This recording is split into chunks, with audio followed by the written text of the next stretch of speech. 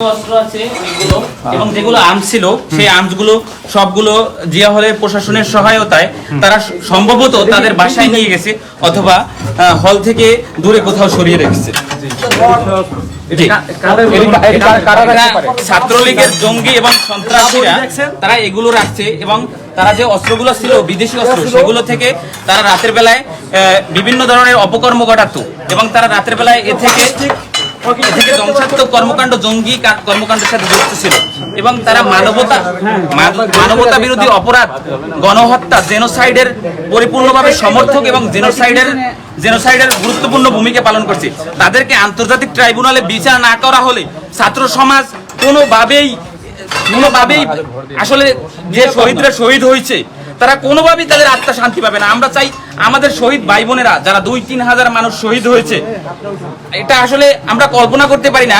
আমাদের একজন প্রধানমন্ত্রী ছিলেন, সে কিভাবে এত হাজার হাজার মানুষ হত্যা করে, সে অবৈধভাবে ক্ষমতায় থেকে হাজার হাজার মানুষ জেনোসাইড করে সে কিভাবে পালিয়ে গেল। আমি ভারতকে হুঁশিয়ারি দিতে চাই, আমি ইউরোপীয় ইউনিয়নকে হুঁশিয়ারি দিতে চাই, আপনারা বেলারুশ অথবা যে কোনো দেশ আপনারা তাকে স্থান দেবেন না। আপনারা যদি স্থান দেন, ইংল্যান্ড স্থান দেয় নাই, ইংল্যান্ড স্থান না দিয়ে কি করেছে, তারা মানবতার পক্ষে কাজ করেছে। মানবতার বিপক্ষে কোনো দেশ কাজ করবেন না, তাকে বাংলাদেশে নিয়ে এসে তাকে অবশ্যই সর্বাত্মক শাস্তি দেওয়া হবে। সে আমার ভাইয়ের রক্ত নিয়েছে, সে আমাদেরকে হুমকির মধ্যে রেখেছে, সে আরো 2 দিন সময় চেয়েছিল সেনাবাহিনীর কাছে, সে লক্ষ মানুষ মেরে হলেও সে চেয়েছিল যেভাবে হোক আমি ক্ষমতায় থাকবো, কিন্তু বাংলাদেশের মানুষ এটা মেনে নেয়নি। আপনাদের অনুরোধ করছি কাইন্ডলি দেখছেন সার্বিক পরিস্থিতি। মহিউদ্দিন রনি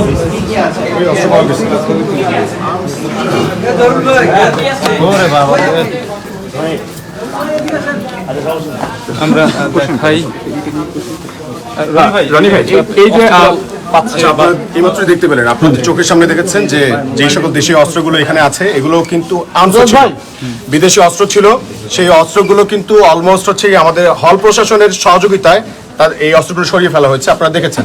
তো কোনো না কোনো ভাবে ওই সকল জঙ্গি গোষ্ঠীর সাথে আমরা মনে করছি এই সকল প্রভোস্ট বা হল টিউটর এদের সাথে সম্পৃক্ততা আছে এবং অতি দ্রুত তাদেরকেও বিচারের আওতায় নিয়ে আসতে হবে যদি তারা কোনোভাবে এটা প্রমাণ হয় যে তারা এখানে প্রত্যক্ষ পরোক্ষভাবে সহযোগিতা করেছে। কাদের হতে পারে এগুলো মনে করছেন? এখানে যারা ছাত্রলীগের সন্ত্রাসী জঙ্গি যারা ছিল, যারা জেনোসাইডকারী ছিল, এই সকল লোকেদের অস্ত্র এগুলো দেখতে পাচ্ছেন, এগুলো কোনো সাধারণ শিক্ষার্থীদের অস্ত্র হতে পারে না।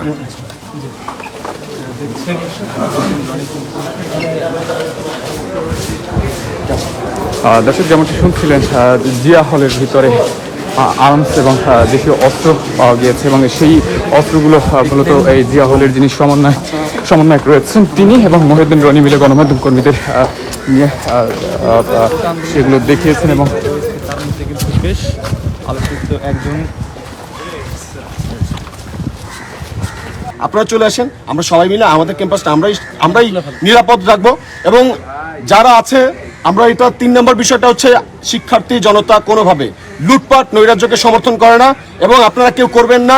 যারা করছে তাদেরকে ধরে আপনারা আর্মি ক্যাম্পে দিয়ে আসেন, পুলিশ স্টেশনে দিয়ে আসেন এবং তাদেরকে চিনে রাখেন, ছবি তুলে রাখেন। আমরা তাদেরকে বিচার বিভাগের আওতায় নিয়ে উচিত শিক্ষা দিয়ে ছাড়বো ইনশাল্লাহ।